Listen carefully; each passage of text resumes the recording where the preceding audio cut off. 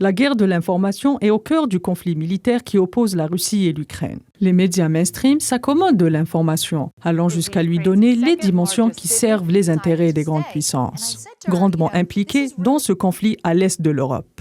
En effet, les principaux médias en main de firmes occidentales suivent de près le dossier ukrainien, avec une sympathie affichée vis-à-vis du régime de Kiev.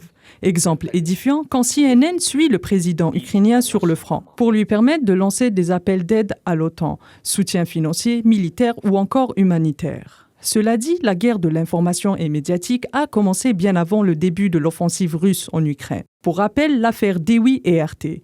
C'est le Washington Post, célèbre quotidien américain, hissé au rang de presse de référence depuis son enquête dans le cadre de l'affaire du Watergate en pleine guerre froide, à être le premier à préparer l'opinion occidentale à l'idée d'une invasion russe en Ukraine. Certains d'entre eux n'ont pas hésité à publier des chiffres morbides sur d'éventuelles pertes humaines en cas de conflit armé entre les deux pays.